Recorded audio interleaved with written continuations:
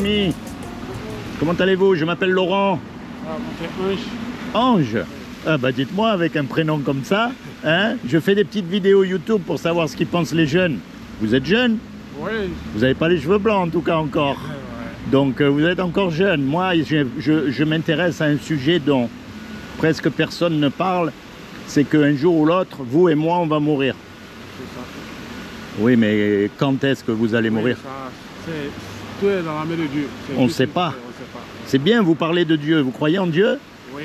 Ah, donc vous savez comme moi que quand on meurt, on va être jugé par rapport au bien et au mal qu'on a fait dans notre vie. En tout cas. Voilà. Alors la grande question à se poser, comment est-ce qu'on sait si on fait du bien ou si on fait du mal? Parce que vous avez remarqué, chaque société a sa définition du bien ou du mal. C'est ça. Chaque homme presque. Mais si Dieu doit nous juger tous, il doit y avoir une seule loi pour tout le monde. C'est ça. Sinon, c'est pas juste. Eh bien, cette loi-là, ce sont les 10 commandements. La loi de Moussa. Ouais.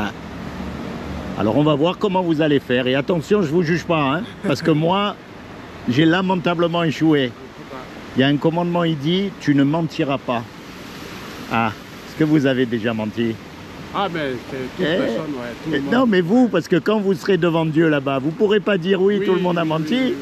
Mais en tout cas, je ne peux pas dire que je suis parfait, mais ça seulement, j'ai menti. Parce que... Il y a un commandement, il dit, tu ne voleras pas. Est-ce que vous avez déjà pris quelque chose qui n'est pas à vous? Même des petites choses. Oui, petites choses. Ouais. Il y a un commandement, il dit, tu ne commettras pas d'adultère. Vous êtes marié? Oui, je suis marié. Mais vous n'avez jamais trompé votre femme. Non. Et pourtant, non. Dieu a dit, quiconque regarde une femme pour la convoiter a déjà commis un adultère avec elle dans son cœur. On est morts tous. On est tous coupables. C'est pas vrai? Ah, c'est ça. Face à Dieu, on est coupable. On est coupable. Et si on meurt, justement, quand on va mourir et qu'on va être devant le tribunal, puisqu'on est coupable, sa sentence à lui, c'est l'enfer. C'est ce qu'on mérite. C'est le diagnostic. C'est là où on va si on fait rien. Ça, c'est la mauvaise nouvelle. Mais heureusement qu'il y a une bonne nouvelle dans l'histoire. C'est que c'est Dieu qui nous a créés.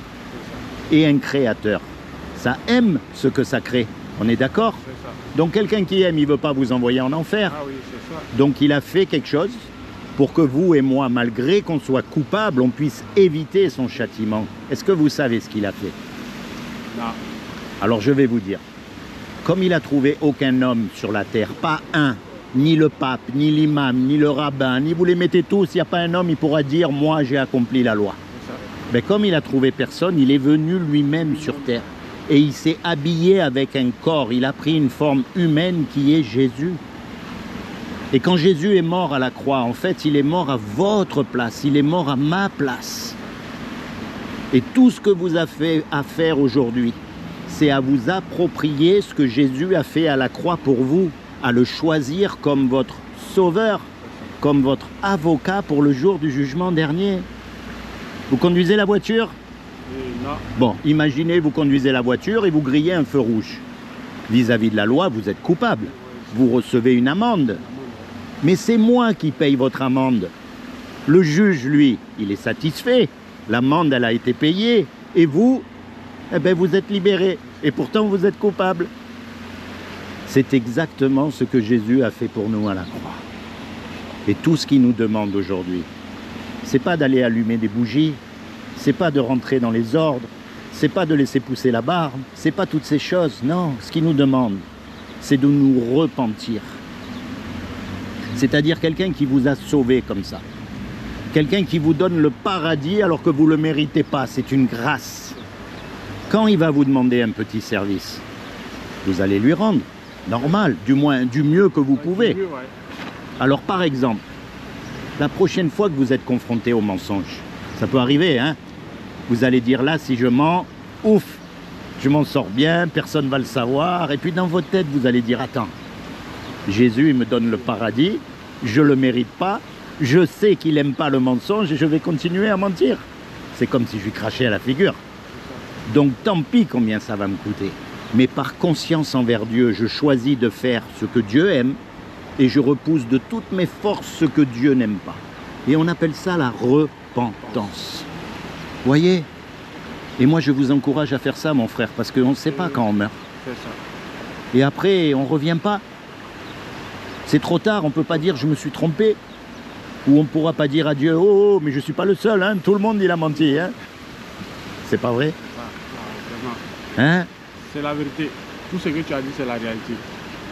Il faut y penser, mon ami, il faut y penser, parce que tout est fait dans la société pour qu'on n'y pense pas. Surtout aujourd'hui, avec les réseaux sociaux, avec ces choses, avec les... On a l'impression qu'on est absorbé par la société pour qu'on n'ait plus le temps comme avant. Avant, les anciens, ils se mettaient sous un arbre, ils n'avaient rien. Mais ils méditaient, ils pensaient, ils parlaient à Dieu. Tu vois, il y avait la sagesse. Aujourd'hui, regarde, le monde, il est prêt à s'entretuer. C'est pas vrai? C'est ça. Eh bien, il ne faut pas qu'on se laisse attraper. Alors, en souvenir, je vais quand même te laisser un petit... Parce que les paroles, elles s'en vont. C'est ça. Mais les écrits, ils restent. Ça s'appelle le saut. Et ça, c'est ma dernière question. Est-ce que vous sauteriez d'un avion sans parachute? Jamais. Si tu le fais, c'est que tu cherches ta mort. Et pourtant, un jour, vous allez sauter dans la mort.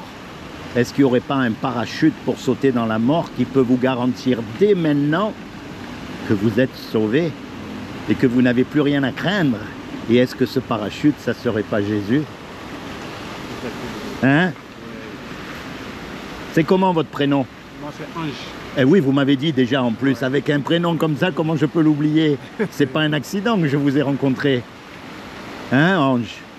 Ange, je demande au Seigneur qui vous bénisse. Merci beaucoup. Je demande au Seigneur qui vous accorde le désir de votre cœur, qui vous détourne du péché à tout jamais et plus que tout, qui vous permette de rentrer dans votre destinée éternelle.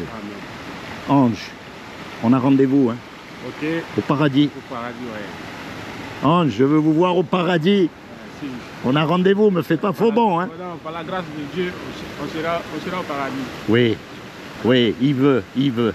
Tout ce qu'on a besoin de faire, c'est d'accepter ce qu'il a fait pour nous. Sois béni, Ange. Merci.